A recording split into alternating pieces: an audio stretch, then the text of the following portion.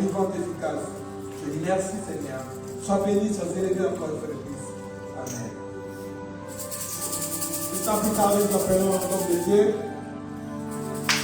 Il va nous parler de nous.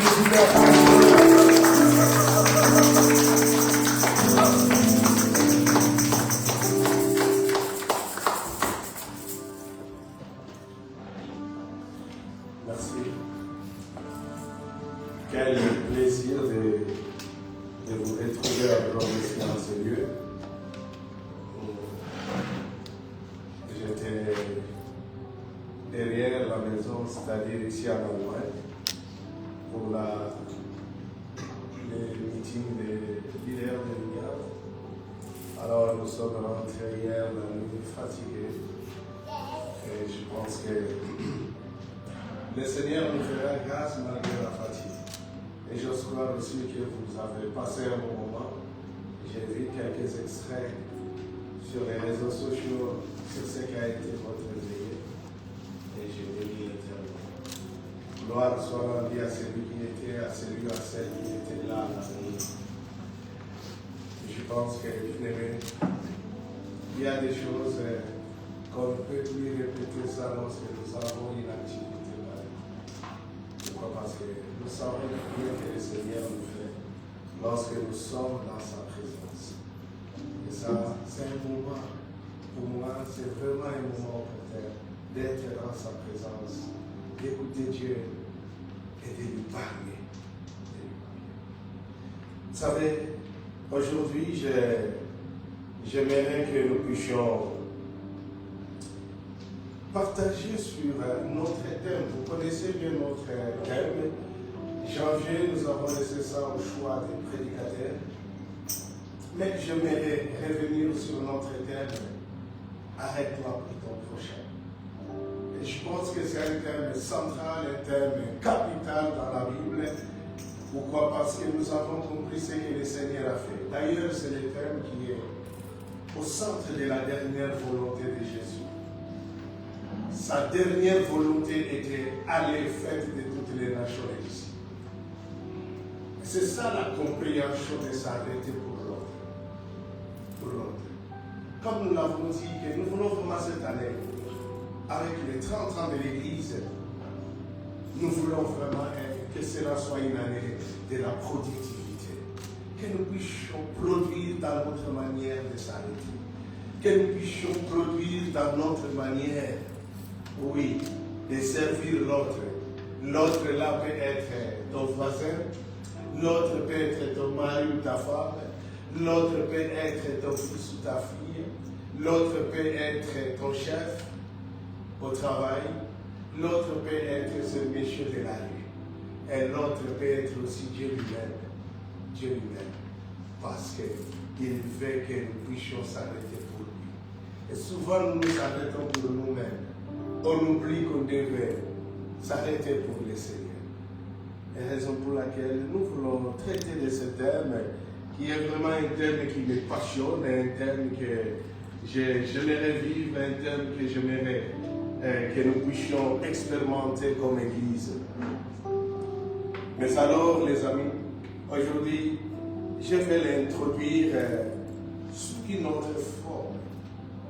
Voir pourquoi devons-nous s'arrêter. Et ça, c'est le désir du Seigneur. Le Seigneur aimerait que nous puissions nous arrêter pour l'autre. Et nous allons comprendre, mais pourquoi Dieu aimerait que nous puissions s'arrêter pour l'autre. Et nous allons comprendre l'amour qu'il nous a manifesté.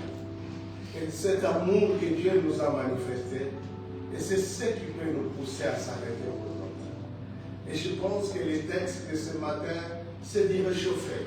C'est un texte que nous avons déjà partagé plusieurs fois, peut-être de plusieurs manières. Aujourd'hui, j'aimerais que nous puissions partager sur ce qu'on appelle la fonction de la grâce. La fonction de la grâce. Prions. Papa, merci. Merci encore une fois de plus pour ce temps que tu nous donnes. Merci pour ce privilège que nous avons réussi des fois. Papa, je te remercie, je te glorifie pour l'œuvre de la croix. Oui.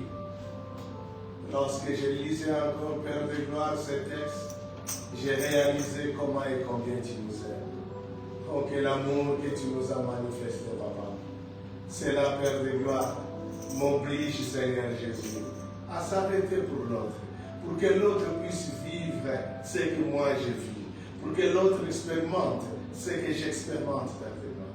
C'est pourquoi, Papa, permet que la vigne, que nous soyons une église, Père de gloire, qui va s'arrêter pour l'autre, qui va s'arrêter pour rendre service, qui va s'arrêter pour assister, qui va s'arrêter pour faire du bien, qui va s'arrêter pour que l'autre puisse se reconstituer dans son fort intérieur. C'est pourquoi nous te supplions, Père de gloire, permet que ce message puisse atteindre, Seigneur, nos cœurs les plus profonds de notre cœur. Et c'est pourquoi, Père, ce matin, nous voulons parler de ces préalables. Les préalables qui font que nous puissions avoir la compréhension pourquoi devons-nous s'arrêter pour l'autre. Viens, Saint-Esprit, c'est toi que nous invitons. Viens, l'Esprit du Père, règne au milieu de nous. Viens, Seigneur, nous avons besoin de toi pour ta présence. Règne, règne, règne. Au nom de Jésus. Amen. Amen. Vous savez, les amis, hier quand j'ai rentré, c'était déjà un peu tard, et j'ai commencé à me poser des questions, mais oh oui, l'autre arrive demain, comment est-ce que nous allons faire? Parce qu'elle a subi l'opération avant de voyager avec les valises, je me posais toujours la question, mais comment est-ce que je vais faire? Et j'ai parlé avec un de nos jeunes. Il m'a dit que, ah papa, écoute, je suis pris, je vais voyager ce matin dans cette marche. Je dis, ok, je ne vais pas déranger ton voyage, fais ton voyage. Fais ton voyage. Je verrai qui pourra m'aider parce que moi, je vais prêcher. Alors, j'ai commencé à y réfléchir pour voir mais, qui pourrait m'aider. Je pensais à celui-ci, mais l'autre là sera. Je savais déjà, je connaissais les empêchements les uns comme des autres. Alors je me suis dit, elle n'a qu'à se débrouiller. Quand bien même que j'ai une bonne intention, mais je ne vois pas quelle est cette personne que je peux risquer en ce moment. Vous savez, quand on est oui comme ça, on s'arrête, on ne sait plus quoi faire. C'est là où Dieu agit, c'est là où Dieu intervient, c'est là où le Seigneur se manifeste. Vers 23 heures comme ça, je vois la même personne, mon fils, qui m'a pas même appelé, il m'a écrit, papa, j'ai annulé mon voyage, je vais aller rendre ce service. J'ai dit, waouh! Et nous avons fait une discussion avec les écrits. J'ai dit, non, tu as déjà un programme établi, ne change pas ton programme. Et je pense que c'est important pour toi. Il a dit, non, je peux toujours le faire pendant la semaine. Alors, rien ne change. J'ai dit, waouh, fiston. J'étais tellement content. J'ai dit, mais cet homme s'est arrêté. C'est arrêté pour moi. J'ai dit, mais ça me donne l'envie de parler de cet homme. Ah, là, surtout que c'était un bien pour moi. Un bien pour moi. Et c'était aussi, ça fait partie de la pédagogie de Dieu pour dire, regarde ce que j'aimerais que vous puissiez faire. Ce que tu peux faire, s'arrêter pour l'autre. S'arrêter pour l'autre. Les amis, la vigne. Lorsque nous donnons un thème, ce n'est pas pour que cela plaise à nos oreilles. Non, les amis. C'est pour que nous puissions les vivre et être utile dans la société, être utile pour ton frère, être utile pour ta soeur. Et c'est ce qui est important dans notre vie communautaire. Et c'est pourquoi j'aimerais que nous puissions lire ce texte que vous connaissez très bien, Tite 2, 11 à 15, pour que nous puissions, bien aimés, comprendre, oui, la fonction de la grâce. Et que nous puissions réaliser l'amour que Dieu nous a manifesté. Et c'est cet amour qui fait que les amis, nous puissions s'arrêter pour la cause des autres. La cause des autres. Lisons les textes. Car la grâce de Dieu, source de salut pour tous les hommes, a été manifestée. Elle nous enseigne à renoncer à l'impiété et aux convoitises mondaines et à vivre dans les siècles présents selon la sagesse, la justice et la piété, en entendant la bienheureuse espérance et la manifestation de la gloire de notre grand Dieu et Sauveur Jésus-Christ. Il s'est donné lui-même pour nous, afin de nous racheter de toute iniquité et de se faire un peuple qui lui appartienne, purifié par lui et zélé pour les bonnes œuvres. Amen. Ah oui, vous savez, c'est un texte qui m'inspire beaucoup. J'aime trop ce texte. Ce texte me rappelle un ordre. Ce texte me fait voir et comprendre l'amour du Seigneur. Et c'est pourquoi j'avais 3 ou 4 choses à nous partager rapidement avant que nous puissions passer à la Sainte Seine. Que tu puisses comprendre lorsque tu parles de la grâce, et que tu puisses comprendre la fonction de la grâce. Ce que la grâce fait.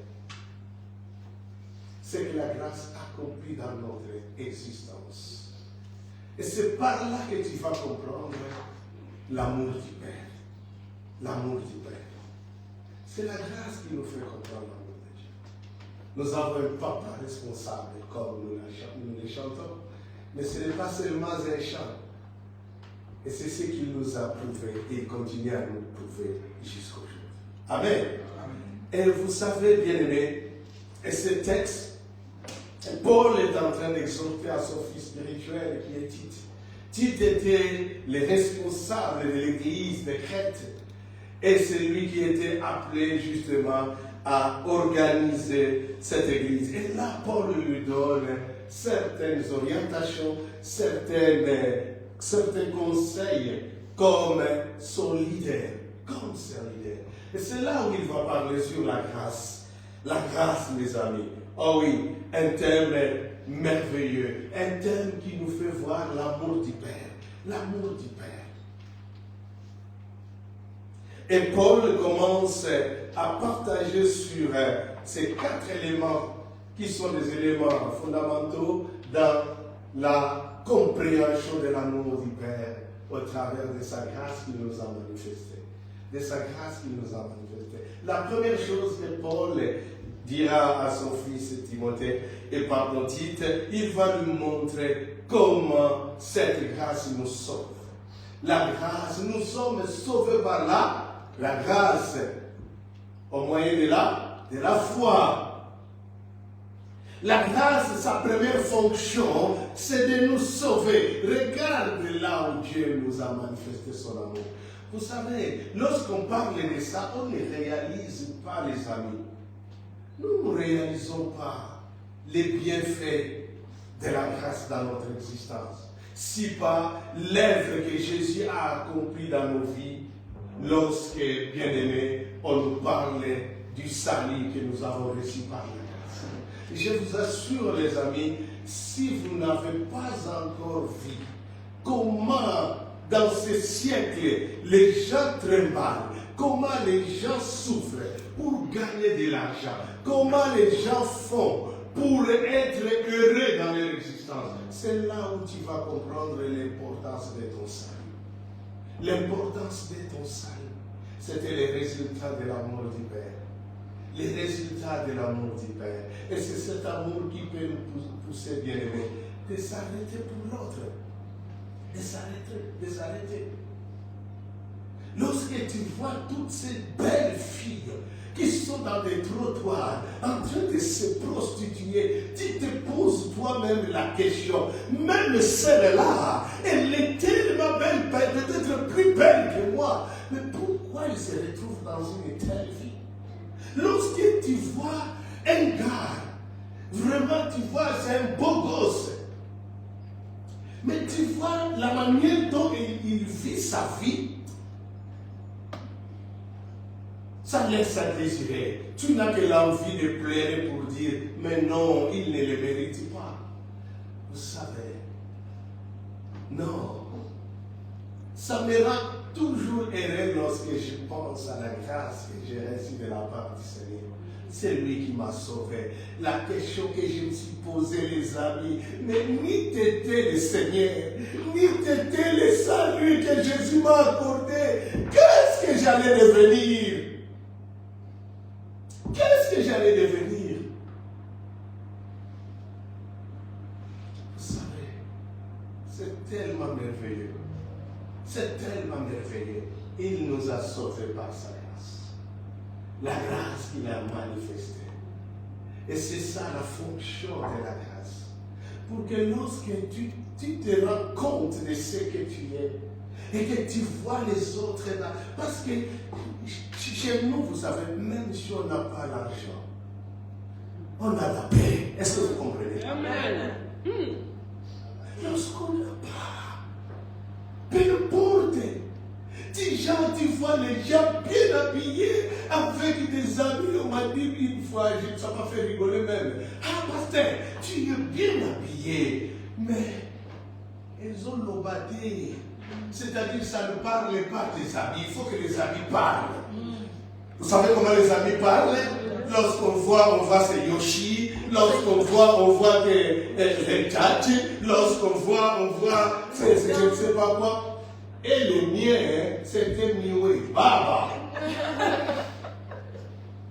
Mais je dis, j'étais heureux avec mes amis. Amen. Amen. Amen. Amen. Amen.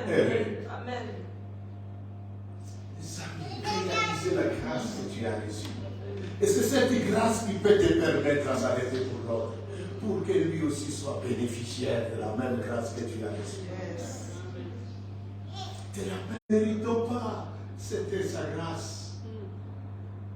Arrête-toi, pour que l'autre qui est encore loin du Seigneur puisse revenir à Dieu, puisse revenir à Dieu. Et c'est ça notre travail. Ça ne sert à rien de venir chaque dimanche à l'église si tu n'as pas compris ta vocation. L'appel que Dieu t'a donné, ce n'est pas une à accomplir. Oh oui, les amis, la grâce. Tu n'as rien, mais tu es dans la paix. Tu n'as rien, tu es dans la joie. Des gens ont perdu la joie, ça fait longtemps.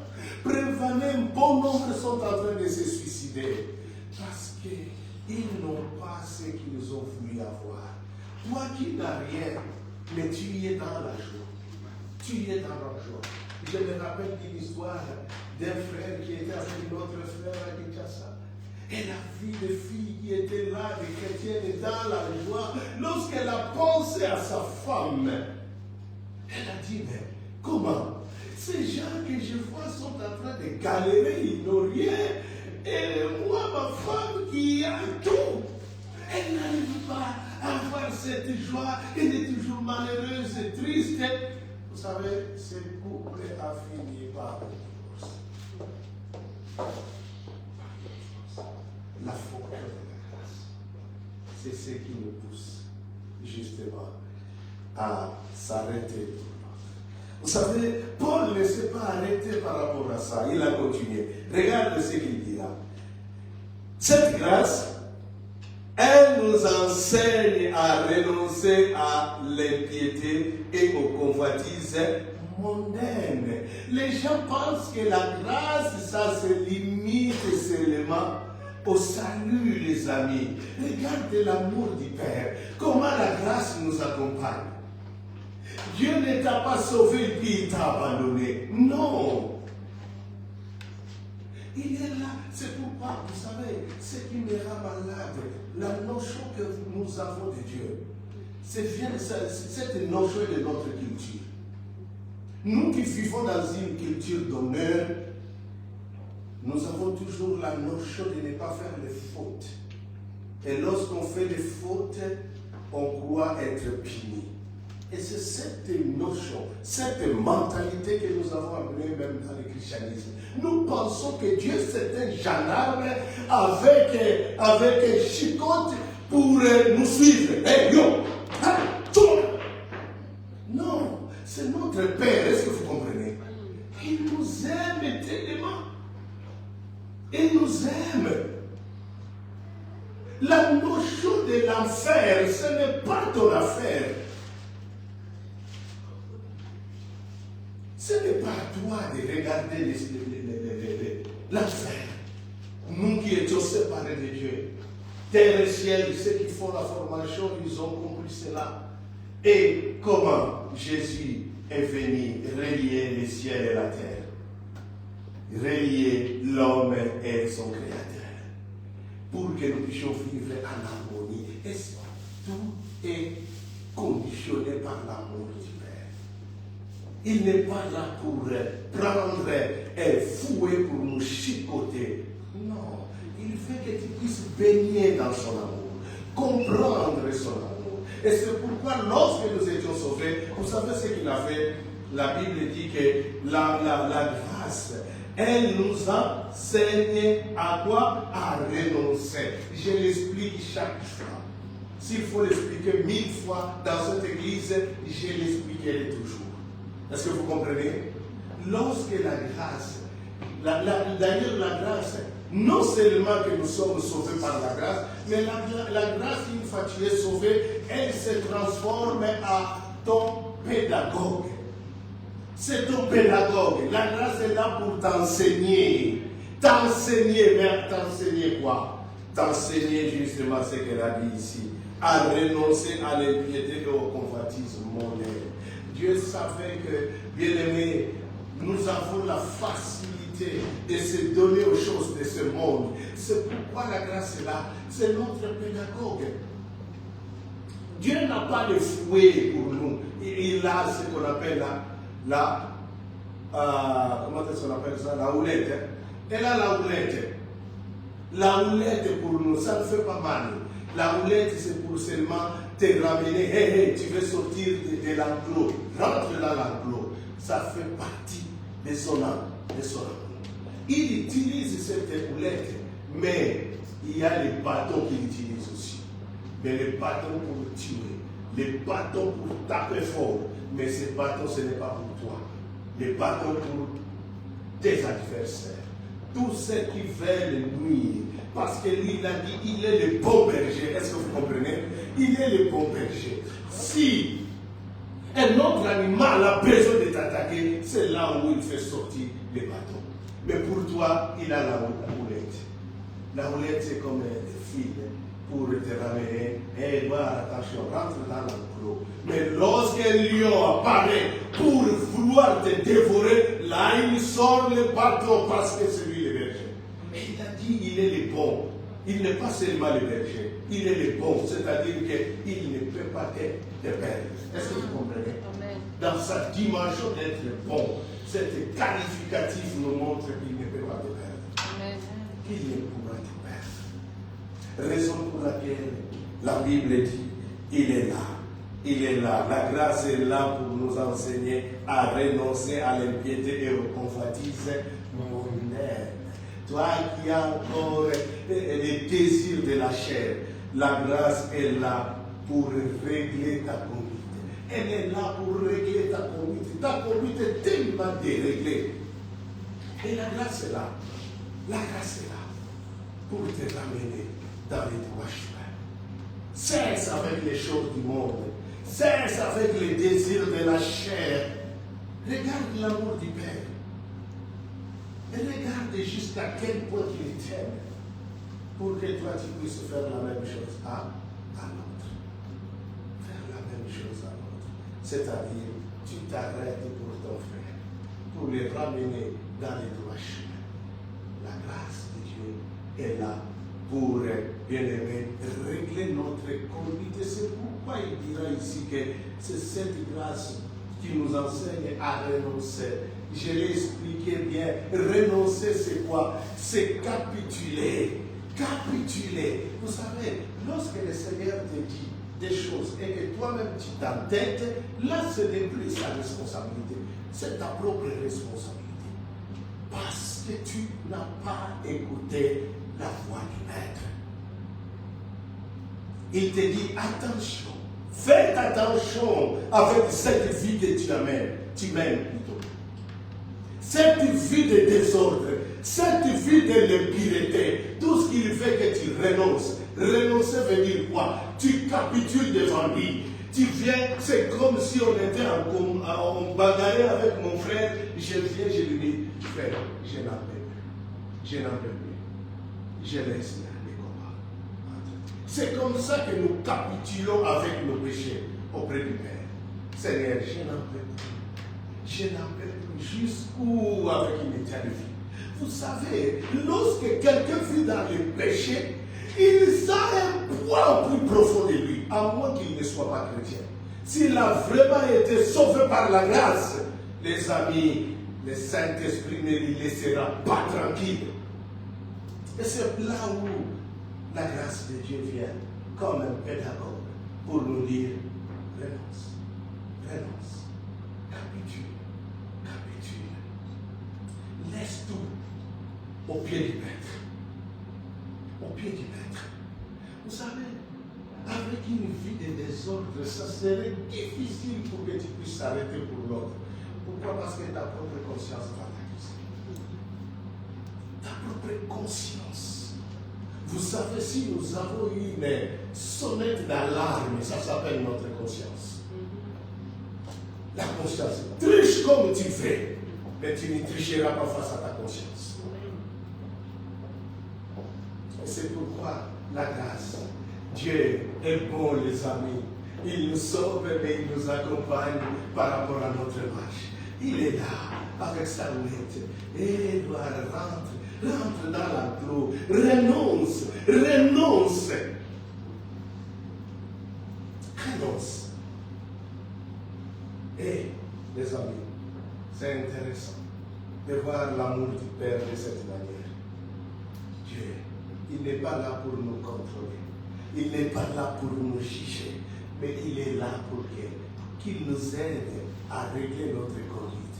Une fois que notre conduite était déréglée, une fois que nous avons marché d'une manière qui n'était pas juste, ni digne, la grâce de Dieu est là. La grâce. C'est pourquoi il nous donne la possibilité de se repentir. Il nous donne la possibilité de changer de voie. Mais si tu t'entêtes, là, ce n'est plus lui. Vous savez, j'ai vu les gens qui sont tombés sous les mains du malin. Comment leur vie a été éclaboussée.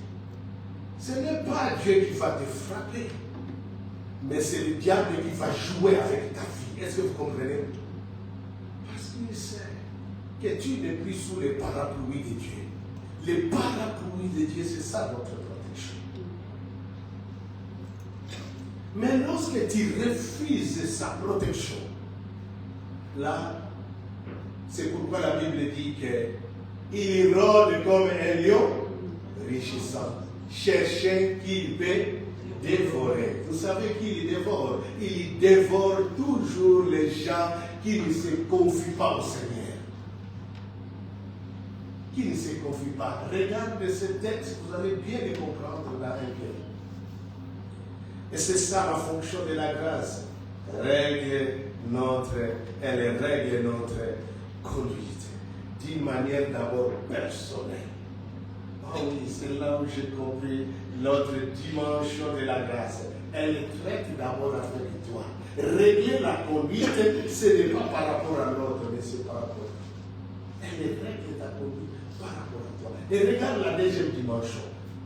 Non seulement la grâce est là pour régler ta conduite, la Bible dit, et à vivre dans les siècles présents selon la sagesse, la justice et la piété. Oh oui, bien-aimé, la fonction de la grâce.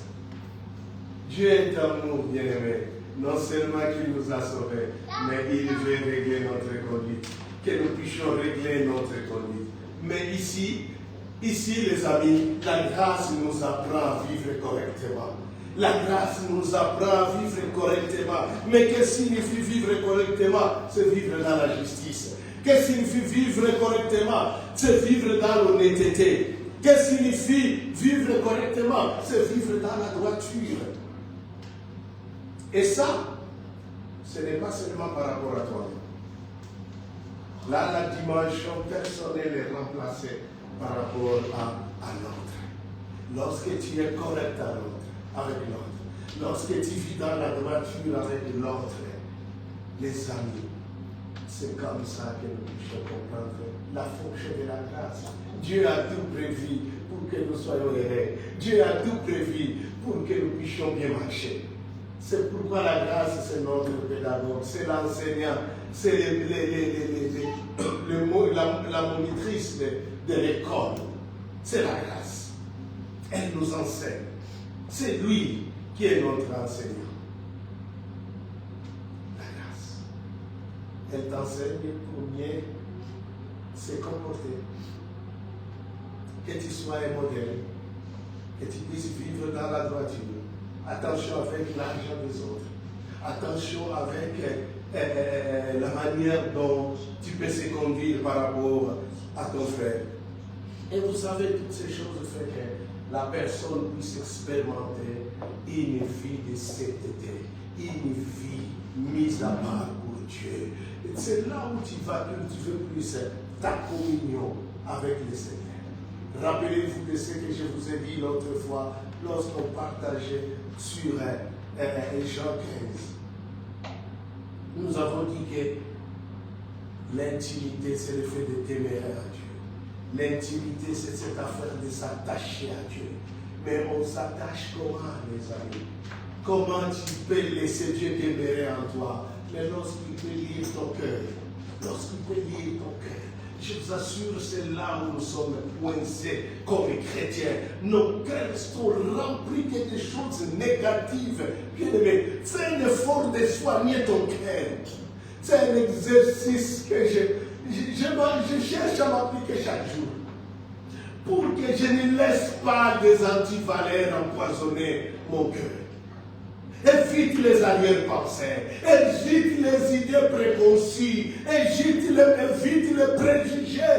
Laisse ton cœur être soigné. C'est ça, les amis, l'intimité avec Dieu.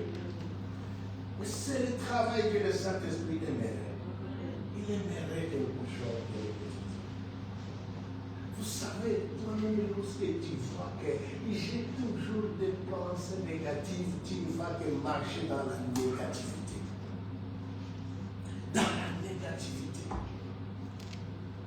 Et c'est comme si quelque chose manque dans ta vie. C'est comme si quelque chose manque. La grâce. La grâce. Cela nous prouve l'amour du Père. L'amour du Père. Elle est là.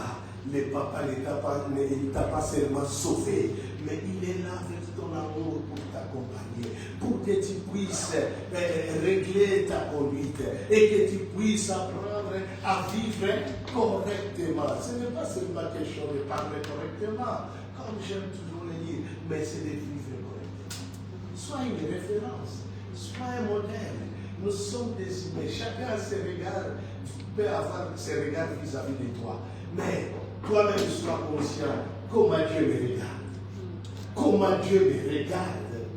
Lorsqu'il peut lire mon cœur, est-ce qu'il voit que c'est propre? Lorsqu'il peut lire mon cœur, est-ce qu'il peut voir des bonnes choses? Et c'est là que le Seigneur aimerait les amis. La grâce, c'est tout ce qu'elle nous enseigne. Et là, dès qu'on atteint un tel niveau, bien aimé, s'arrêter pour l'autre ne serait que l'extension de ce que toi-même tu vis. C'est ce que Dieu mérite. La grâce est en train de t'accompagner pour que tu ne puisses pas commettre tant de bêtises. C'est le Seigneur Jésus, c'est lui-même qui incarne cette grâce. Est-ce que vous comprenez? Au travers de son esprit. Au travers de son esprit. Ça, c'était la troisième fonction de la grâce. Et elle nous apprend à vivre correctement. Et vous savez, la quatrième fonction de la grâce. La grâce, oh, c'est là où c'est encore intéressant. C'est intéressant, les amis, parce que la grâce t'accompagne jusqu'au retour de Jésus. Elle assure ton espérance. Non, Dieu ne t'a pas seulement sauvé, t'a abandonné pour que toi-même tu te débrouilles. Non, sa grâce est là. Sa grâce t'accompagne jusqu'au retour de Christ. Jusqu'à l'espérance. Regarde comment nous avons. J'aimerais peindre l'image de l'amour de Dieu pour que tu arrives à comprendre avec les Écritures jusqu'à quel point Dieu nous aime. Jusqu'à quel point tu es aimé par le Père. Il n'est pas là pour te laisser puis se débrouiller. Il est là. Il fait son rôle. Mais comme il a mis le libre arbitre à nous, il ne fait pas te brusquer. Il est là pour t'enseigner. Il est là, c'est à toi d'apprendre ou à laisser. Est-ce que vous comprenez? C'est à toi. Mais sa grâce est là. Elle te sauve. Elle règle ta conduite. Elle t'apprend à vivre dignement, correctement. Mais sa grâce est là aussi. Elle t'accompagne jusqu'au retour de Jésus. Pour assurer ton espérance. Assurer ton espérance. Lorsque tu peux traverser des moments difficiles, lorsque tu peux parfois vouloir perdre la foi, la grâce est là pour t'assurer ton espérance. Et c'est ça la fonction de la grâce. La fonction de la grâce. Ah oui, bien aimé, regardez comment Paul utilise et termine justement son conseil vis-à-vis de son fils Tite, en disant que, écoute, et que il s'est donné lui-même pour nous, afin de nous racheter de toute iniquité et de se faire un peuple qui lui appartienne, et purifié par lui et zélé pour le bonheur. Et puis il va dire, dis ces choses, exhorte et reprend avec une pleine autorité, que personne ne te méprise. Personne. Eh oui. Et c'est là, bien aimé. C'est par là que nous pouvons comprendre la fonction de la grâce que nous avons reçue de la part du Seigneur. Comment ne pas donner l'honneur à celui qui a donné sa vie pour toi? Comment ne pas lui donner l'honneur? Et je pense que notre manière de donner l'honneur à Dieu, c'est de comprendre tout ce que je venais de vous dire. L'amour du Père. L'amour du Père. Elle n'a pas de bâton pour toi. C'est seulement la main. Il te rappeler à l'autre. Pour que tu puisses vivre correctement. Pour que tu puisses régler ta conduite. Lorsque la conduite est réglée. Lorsqu'il n'y a pas l'espérance. Notre pédagogue, la grâce est là pour nous enseigner. Pour nous enseigner la fonction de la grâce de Dieu. La grâce t'accompagne. C'est à notre terme, le Seigneur est toujours avec toi. Il t'accompagne jusqu'à son retour. Jusqu'à son retour, il n'est pas là pour te lâcher, pour que tu te débrouilles. Mais lorsque tu comprends l'amour de Dieu dans cette dimension, oh mon frère, livre-toi pour l'autre. Arrête-toi pour l'autre. Pour que l'autre aussi puisse avoir une vie heureuse comme toi tu l'as. Et que l'autre puisse aussi retrouver un bien-être comme toi tu l'as. Pose pose-toi des questions. Mais regarde notre société aujourd'hui.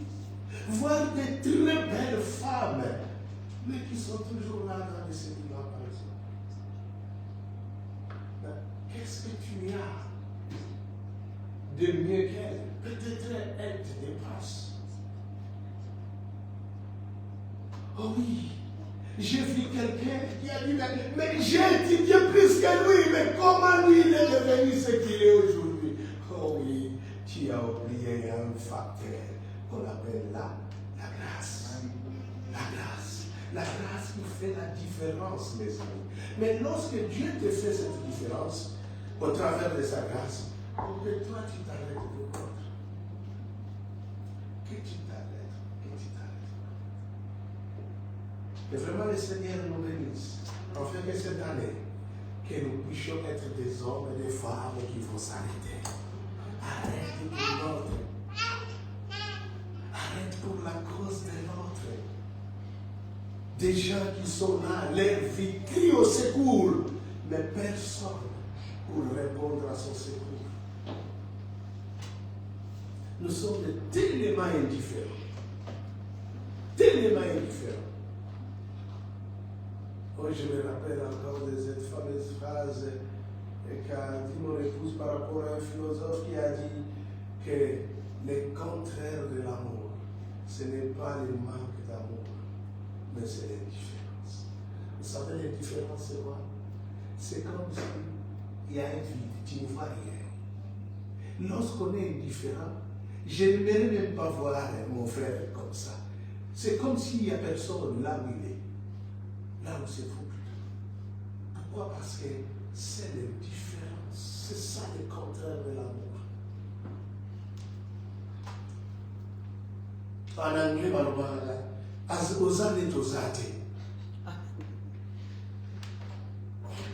c'est grave, les amis. C'est grave. Soyons une église qui va être au service des autres. Et c'est ça, marcher ou alors vivre selon l'esprit. J'y reviendrai. J'ai dit que tout ce que j'ai dit, peut-être nous n'avons pas compris le contexte. Je vais reprendre toutes ces choses. Et je sais que c'est salutaire pour nous. Mais lorsqu'on parle de marcher selon l'esprit, lorsqu'on parle de vivre selon l'esprit, qu'est-ce que cela signifie? Ce n'est pas quelque chose. Yes, oui, le Seigneur est là. Je vois. Non, ce n'est pas ça marcher selon l'esprit. Ce n'est pas ça vivre selon l'esprit. Ça, ce n'est que des émotions. C'est l'aspect du sentiment. Vivre selon l'esprit, Paul l'explique. Je l'ai déjà dit, mais je sais que ça passe outre.